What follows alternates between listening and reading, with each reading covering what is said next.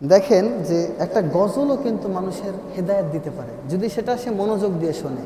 আমি আজকে একটা গজল শুনছি, আপনাদেরকেও শোনাবো ইনশাল্লাহ। মানে গজলের ভিতরে কি সুন্দর কথা বলছে, এই কথাগুলো যদি আমি মান্য করি তাহলেই তো আমার হেদায়েত। ও তুই এই দুনিয়ার মায়ায় পড়ে করছো কত বাহানা, এ যে নয় তোরা আসল বাড়ি, কবর যে তোরা আসল ঠিকানা। এ যে নয় তোরা আসল বাড়ি, কবর যে তোরা আসল ঠিকানা। ভাই বেরাদার যারাই ছিল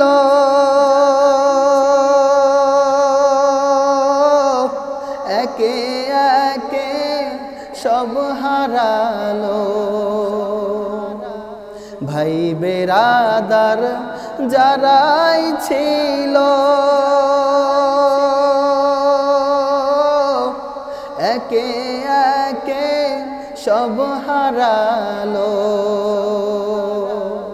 তুমি আমি কেউ রব না, তুমি আমি কেউ রব না, দিতে হবে রওয়ানা। এ যে নয় তোরা আসল বাড়ি, কবর যে তোরা আসল ঠিকানা। চিন্তা করে দেখেন কি সুন্দর কথা বলছে। এই দুনিয়ার রং তামাশা, দুনিয়ার টাকা পয়সা, ধন দৌলত, অট্টালিকা কিছুই আমার না, ঠিক না? দেখেন মানুষকে হিদায়াত দিলে আল্লাহ সুবহানাহু ওয়া তাআলা একটা মূর্খ মানুষের কথার মাধ্যমেও হেদায়াত দিতে পারে, ঠিক না? আর যার ভিতরে হেদায়াত নাই সে 950 বছর জিন্দিগি উপনতি করার পরেও হেদায়াত পাইবে না। নমরুদকে আল্লাহ সুবহানাহু ওয়া তাআলা দুনিয়ার জমিনে 950 বছর বাঁচিয়ে রাখছেন।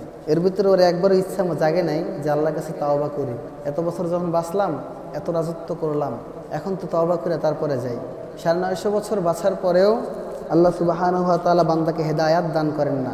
আবার 25 বছর বাঁচার পরেও খালেস মুখলেস মুত্তাকি মুহিব্বিন বান্দা হইয়া তারপর আল্লাহর দরবারে দাঁড়ায়, আছে না? এই জন্য আল্লাহ সুবহানাহু ওয়া তাআলা কীভাবে, কোন পন্থায়, কোন অবস্থায়, কার জবানের মাধ্যমে, কার কথার মাধ্যমে আপনার হেদায়াত লেখা রাখছে আপনি জানেন না। এই জন্যই বিজ্ঞ আলেম ওলামারা বলেছেন, যখনই কোনো কোরআনের মজলিস দেখবা, দিনে আলোচনার পয়গাম যেখানে শুরু হয়েছে, যেখানে একজন আলোচনা করছে, অসংখ্য মানুষ বসে বসে আলোচনা শুনছে, সেখানে তুমিও সামিল হয়ে যাও। কারণ হয়তোবা তার অজস্র অগণিত কথার মধ্য থেকে একখানা কথা তোমার হেদায়েতে কাজে লাগতে পারে। সুবহানাল্লাহ। দেখেন আল্লাহ সুবহানাহু ওয়া তাআলা সবর মাসের শেষ জুমায় আপনাকে আমাকে উপনীত করেছেন। সবর মানে তো ধৈর্য ধারণ করা, নাকি? সবর করো, কয় না? ধৈর্য ধারণ করা। যখন দুনিয়া থেকে আমার কোনো আত্মীয় স্বজন বিদায় হয়ে যায়, তখন আমরা সবর করতে পারি না, নিজের অজান্তে চোখ থেকে পানি চলে আসে।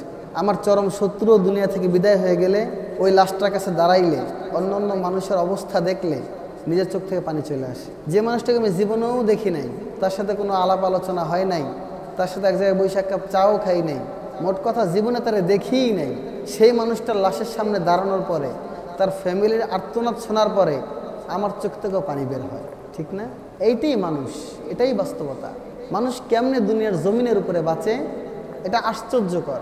মানুষ মারা যাবে, এটাই বাস্তব।